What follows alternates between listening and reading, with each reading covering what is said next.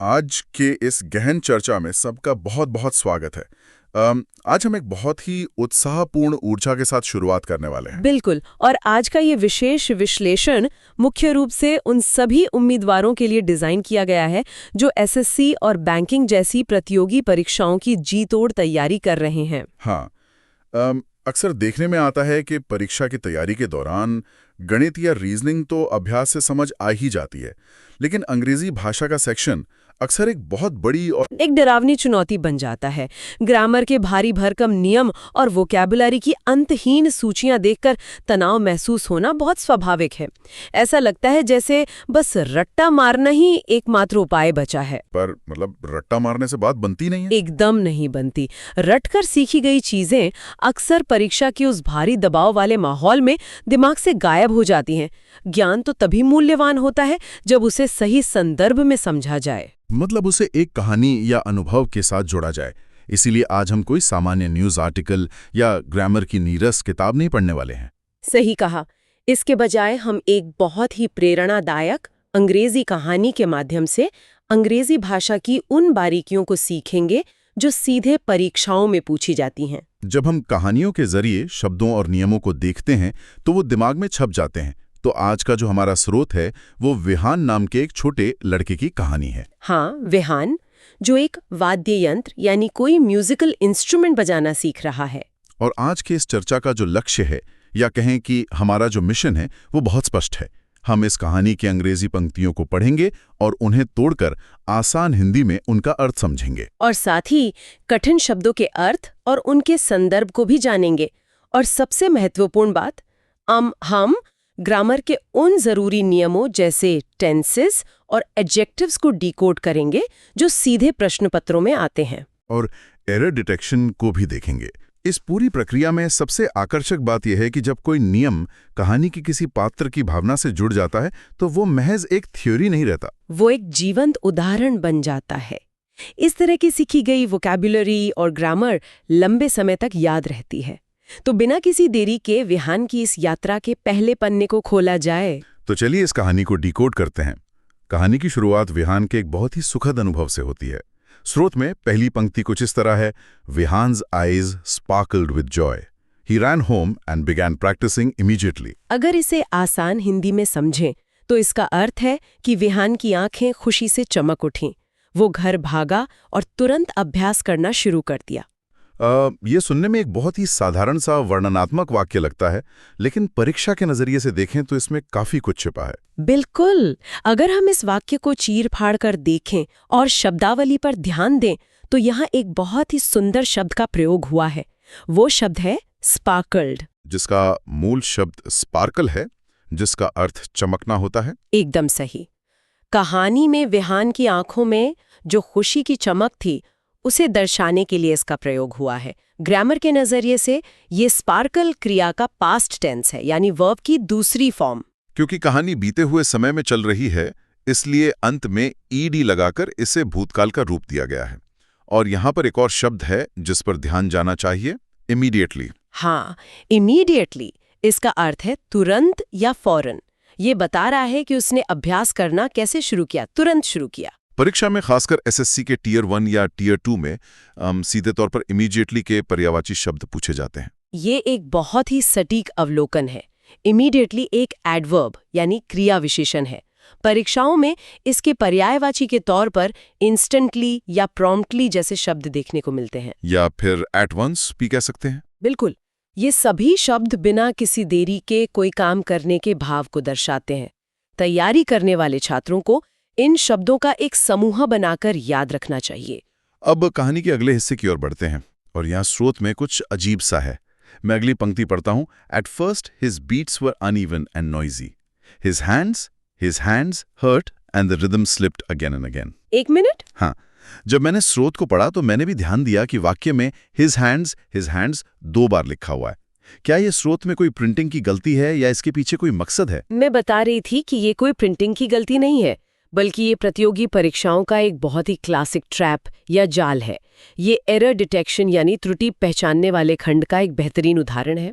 तो इसे अंग्रेजी ग्रामर में क्या कहते हैं? इसे सुपरफ्लुअस एरर या अनावश्यक दोहराव कहा जाता है। इसका मतलब है कि जानबूझकर ऐसे शब्दों को डाला जाता है जिनकी वाक्य में कोई आवश्यकता नहीं है। एकदम सही। परीक्षाओं में अक्सर वाक्यों में इस तरह के अनावश्यक दोहराव डाल दिए जाते हैं ताकि छात्र भ्रमित हो जाएं। जरा सोचिए, जब कोई उम्मीदवार परीक्षा हॉल में बैठा हो, स्क्रीन पर टाइमर टिक टिक कर रहा होता है और दबाव बहुत ज्यादा होता है। हाँ, और उस भारी दबाव में पढ़ते समय हमारा दिमाग अक्सर इस तरह की स्पष्ट गलतियों को नजरअंदाज कर देता है, क्योंकि वो तेजी से अर्थ निकालने की कोशिश कर रहा होता है। इसलिए वाक्यों को बहुत ही शांत दिमाग से पढ़ना चाहिए।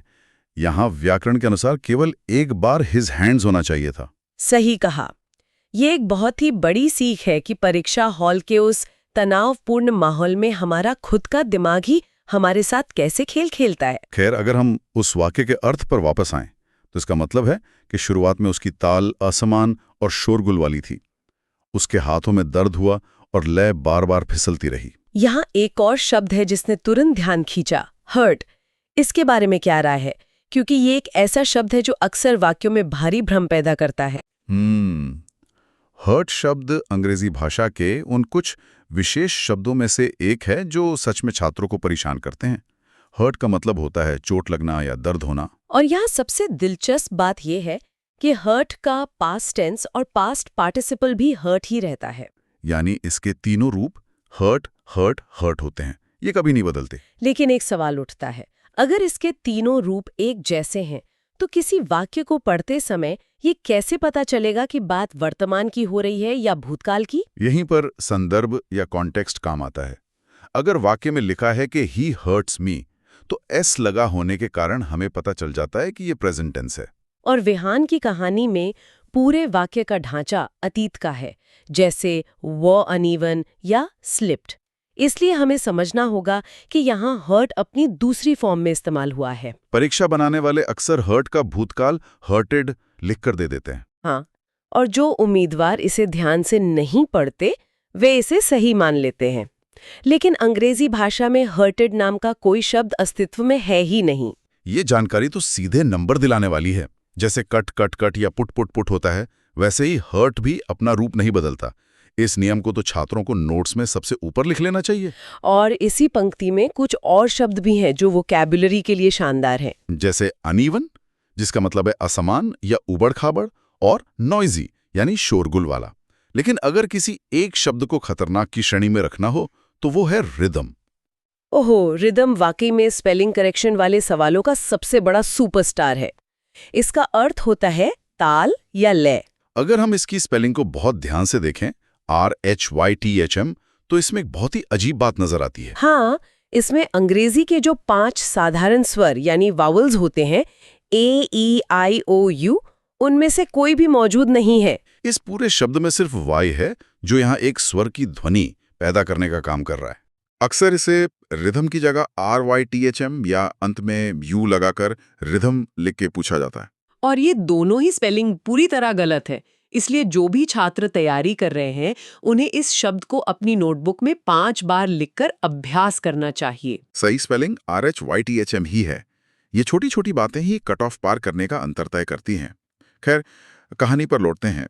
शुरुआती संघर्ष के बावजूद विहान ने हार नहीं मानी। कहानी का अगला हिस्सा निरंतरता और सुधार के बारे में है। स्रोत कहता है, but he did not stop. Day after day he practiced patiently. Weeks passed. Slowly his rhythm improved. His hands moved faster and steadier. अगर इसे हिंदी में समझें तो लेकिन वह नहीं रुका। दिन प्रतिदिन उसने धैर्यपूर्वक अभ्यास किया। हफ्ते बीत गए। धीरे धीरे उसकी ताल में सुधार हुआ। उसके हाथ अधिक तेजी से और अधिक स्थिरता से चलने लगे। इस हिस्से में निरंतरता का भाव बहुत ही गहराई से उभर कर आता है। अगर हम यहाँ पेशेंटली शब्द का विश्लेषण करें तो इसका अर्थ है धैर्यपूर्वक। अंग्रेजी व्याकरण के अनुसार ये शब्द पेशेंट से बना है। पेशेंट एक विशेषण है जिसका मतलब होता है धैर्यवान व्यक्ति। जब हम किसी विशेषण के अंत में ly जोड़ देते हैं तो वो अक्सर एक क्रिया विशेषण यानी एडवर्ब बन जाता है। यहाँ पेशेंटली यह बता रहा है कि विहान ने अभ्यास कैसे किया, धैर्य के साथ किया। यहाँ पर जो बात व्याकरण के नजरिए से सबसे ज्यादा प्रासंगिक है वो है इस हिस्से का आखिरी वाक्य, His hands moved faster and steadier। अगर कोई छात्र इसे पढ़ रहा है तो उसे फास्टर और स्टेडियर शब्दों के पीछे के ग्रामर नियम को कैसे समझना चाहिए? यह विशेषण की तुलनात्मक अवस्था यानी कंपैरेटिव डिग्री का एक शानदार उदाहरण है। जब हम किसी चीज की तुलना उसकी पहले की स्थिति से करते हैं तो हम कंपैरेटिव डिग्री का उपयोग करते हैं। विहान के हाथ पहले की तुलना में अब अधिक तेज और अधिक स्थिर हो गए थे, इसलिए फास्ट बन गया फास्टर और स्टेडी बन गया स्टेडियर। स्टेडी से स्टेडियर बनने की प्रक्रिया में स्पेलिंग का भी एक नियम छिपा है, क्योंकि स्टेडी के अंत में तो वाई आता है। अंग्रेजी ग्रामर का एक पक्का नियम है कि जब कोई विशेषण वाई अक्षर पर खत्म होता है और उससे ठीक पहले कोई व्यंजन हो तो उसे कंपैरेटिव डिग्री में बदलते समय अंत के वाई को हटा दिया जाता है और उसकी जगह IER लगा दिया जाता है। इसी नियम के तहत स्टेडी बन गया स्टेडियर। यही नियम हैप्पी के साथ भी लागू होता है, जो हैप्पियर बन जाता है, या हैवी जो हैवियर बन जाता है। ये नियम सुनने में कितने तार्किक और आसान लग रहे हैं जब हम इन्हें विहान की मेहनत के साथ जोड़कर देख रहे हैं। अब कहानी में एक और दिलचस्प अंग्रेजी की संरचना आती है। विहान आखिरकार धुनें बजाने लगता है। पंक्ति है, Soon he could play simple tunes. His confidence grew and so did his happiness. इसका अर्थ है कि जल्द ही वे साधारण धुनें बजा सकता था, उसका आत्मविश्वास बढ़ा और उसकी खुशी भी। ये जो आखिरी वाक्यांश है, and so did his happiness, ये बहुत ही महत्वपूर्ण है। इसे अंग्रेजी ग्रामर में इन्वर्शन का एक प्रकार माना जाता है। पैसेज पढ़ते समय ये संरचना बहुत बार सामने आती है। ये एक संक्षिप्त तरीका है ये बताने का कि जो घटना वाक्य के पहले हिस्से में हुई वही समान घटना दूसरे हिस्से में भी हुई। मतलब अगर कोई ये कहना चाहे कि मुझे क्रिकेट खेलना पसंद है और मेरे भाई को भी, तो वो इसे अंग्रेजी में कहेगा I like playing cricket and so does my brother। यहाँ ध्यान देने वाली बात यह है कि हेल्पिंग वर्ब जैसे did, does या इसका प्रयोग मुख्य कर्ता से पहले हो जाता है। परीक्षाओं में जब लंबे और जटिल पैसेज आते हैं तो वाक्यों के इस तरह के घुमाव को समझना बहुत जरूरी होता है। अगर उम्मीदवार इस संरचना से परिचित नहीं है तो वे पैसेज का सही अर्थ निकालने में उलझ सकते हैं। पकड़ना ही एक औसत छात्र को टॉपर बनाता है। अब कहानी में एक नाटकीय मोड़ आता है, चुनौती और आत्मसंदेह की एंट्री। स्रोत के अनुसार one evening the town announced a music competition. Vihaan's heart raced. एक शाम शहर ने एक संगीत प्रतियोगिता की घोषणा की। विहान के दिल की धड़कन तेज हो गई। यहाँ अनाउंस्ड का अर्थ है घोषणा की, और जो वाक्यांश है हार्ट रेस्ड, ये एक बहुत ही सुंदर मुहावरा है। इसका शाब्दिक अर्थ ये नहीं है कि उसका दिल सच में शरीर से बाहर निकलकर दौड़ने लगा, बल्कि इसका उपयोग किसी व्यक्ति के अंदर की घबराहट, अचानक पैदा हुए डर या फिर अत्यधिक उत्साह को दर्शाने के लिए किया जाता है। ये भावना तो हर उस उम्मीदवार ने महसूस की होगी जो परीक्षा की तैयारी कर रहा है। जब अचानक से परीक्षा की तारीख की घोषणा होती है तो सब महसूस करते हैं कि कैसे उनका हार्ट रेस करने लगता है। और उसी घबराहट के बीच विहान भी ठीक वैसा ही सोचता है जैसे एक आम छात्र सोचता है। He wanted to participate, but doubt filled his mind. What if I fail? What if people laugh? He thought. वो भाग लेना चाहता था, लेकिन उसके मन में संदेह भर गया। क्या होगा अगर मैं असफल हो गया? क्या होगा अगर लोग हंसे? ये एक बहुत ही स्वाभाविक मानवीय भावना है। वोकैबुलरी के हिसाब से देखें तो यहाँ पार्टिसिपेट का अर्थ है किसी चीज में भाग लेना, और डाउट का मतलब है संदेह या शक। डाउट शब्द में एक बहुत ही खास बात है जो स्पेलिंग और उच्चारण के नजरिए से बहुत महत्वपूर्ण है। इसमें बी अक्षर साइलेंट यानी मौन होता है। अंग्रेजी भाषा की यही कुछ बातें हैं जिन्हें समझना पड़ता है। बी लिखा है लेकिन उसे बोलना नहीं है। हम इसे डाउट पढ़ते हैं, डाउट नहीं। अंग्रेजी भाषा का इतिहास ही कुछ ऐसा है जहां अलग-अलग भाषाओं के प्रभाव के कारण कई शब्दों के उच्चारण और स्पेलिंग में अंतर आ गया है ना? बिल्कुल, लेकिन परीक्षा के लिहाज से ये जानना जरूरी है कि लिखते समय DOUBT ही लिखा जाएगा। इसके अलावा विहान के मन में जो सवाल उठ रहे हैं, व्हाट इफ आई फेल, ये व्हाट इफ वाला ढांचा बड़ा दिलचस्प है। हाँ, क्या होगा अगर ये ढांचा अक्सर हमारी असुरक्षाओं को ही तो आवाज देता है। व्याकरण की भाषा में व्हाट इफ का प्रयोग हम कंडीशनल वाक्यों में काल्पनिक स्थितियों को दर्शाने के लिए करते हैं, विशेषकर उन स्थितियों को जो भविष्य में हो सकती हैं और जिनसे हमें डर लगता है। ये एक तरह से चिंता व्यक्त करने का ग्रामेटिकल तरीका है। लेकिन कहानी का सबसे मजबूत हिस्सा और ग्रामर के लिहाज से सबसे महत्वपूर्ण नियम अब आने वाला है। विहान ने अपनी इस असुरक्षा को कैसे हराया? उसने सोचा कि वो प्रतियोगिता में नहीं जाएगा। फिर स्रोत कहता है, but then he remembered how he had practised every day without missing a single beat. He realized that effort is louder than fear. लेकिन फिर उसे याद आया कि कैसे उसने बिना एक भी ताल चूके हर दिन अभ्यास किया था। उसे एहसास हुआ कि प्रयास डर से अधिक प्रबल या मुखर होता है। यहाँ हम सभी प्रतियोगी परीक्षाओं के सबसे पसंदीदा और महत्वपूर्ण ग्रामर नियमों में से एक पर पहुंच गए हैं, पास्ट परफेक्ट टेंस का नियम। अगर हम इस लंबे वाक्य को ध्यान से देखें तो इसमें दो अलग अलग हिस्से हैं।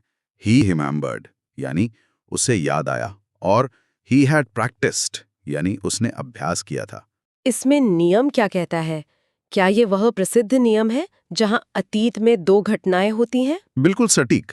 ग्रामर का यह सुनहरा नियम कहता है कि जब अतीत में दो घटनाएं एक के बाद एक घटित होती हैं, तो जो घटना पहले पूरी हो चुकी होती है उसे दर्शाने के लिए पास्ट परफेक्ट टेंस का प्रयोग होता है। यानी हैड के साथ वर्ब की तीसरी फॉर्म का और प्रयोग। वो जो घटना उसके बाद होती है उसके लिए सिंपल पास्ट टेंस का उपयोग होता है, यानी वर्ब की दूसरी फॉर्म। तो अगर हम इसे विहान के जीवन की टाइमलाइन से समझें, तो उसने हफ्तों तक हर दिन जो अभ्यास किया वो घटना पहले घटित हुई। ये पुरानी घटना है, इसलिए वहां हैड प्रैक्टिस्ड का इस्तेमाल हुआ, और प्रतियोगिता के डर के कारण उसे अपना वो पुराना अभ्यास बाद में याद आया। ये अपेक्षाकृत नई घटना है, इसलिए वहां सिर्फ रिमेंबर्ड यानी दूसरी फॉर्म का प्रयोग हुआ। ये वही नियम है जिसे स्कूलों में अक्सर एक बहुत ही प्रसिद्ध उदाहरण से समझाया जाता है। डॉक्टर के आने से पहले मरीज मर चुका था। The patient had died before the doctor arrived. यहाँ मरीज का मरना पहले हुआ और डॉक्टर का आना बाद में हुआ। ये विशिष्ट नियम परीक्षाओं में एरर डिटेक्शन और फिल इन द ब्लैंक्स जैसे प्रश्नों में बहुत बार पूछा जाता है। एक कहानी के बहाने इतने बड़े और डरावने माने जाने वाले नियम को समझना कितना आसान और तार्किक हो गया। और इस कहानी का जो अंत है उसका भावार्थ तो किसी के भी दिल को छू लेने वाला है। Effort is louder than fear, यानी हमारा निरंतर प्रयास हमारे अंदर बैठे डर की आवाज को दबा देता है। ये एक बहुत ही शक्तिशाली और दार्शनिक पंक्ति है। अक्सर जब हम कोई नया काम शुरू करते हैं या किसी बड़ी परीक्षा की तैयारी करते हैं, तो हमारे दिमाग में डर बहुत शोर मचाता है। क्या मैं ये कर पाऊंगा? सिलेबस बहुत ज्यादा है, कट ऑफ बहुत हाई जाती है।